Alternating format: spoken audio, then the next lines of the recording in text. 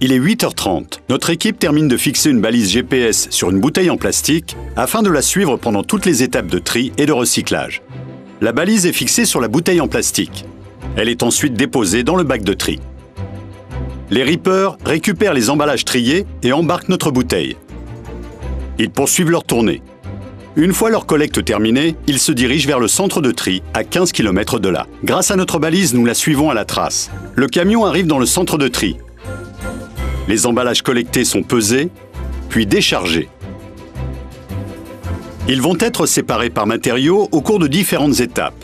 Le tri manuel, mécanique et optique. C'est comme cela que les erreurs de tri sont progressivement éliminées. Les différents emballages recyclables sont ensuite regroupés entre eux. Acheminés et stockés par matériaux dans ces compartiments, les emballages en plastique partent pour être compactés, puis rassemblés en balles.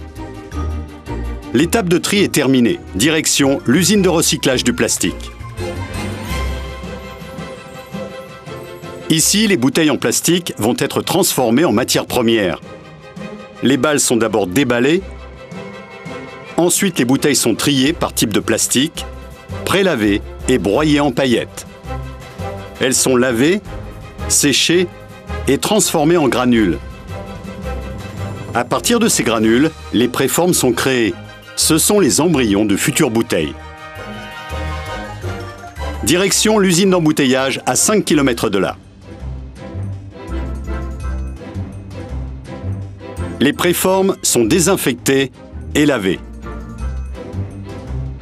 Maintenant stérilisées, elles sont chauffées et soufflées pour former de nouvelles bouteilles qui sont remplies, bouchées et étiquetées. Et prêtes à retourner bientôt dans les rayons.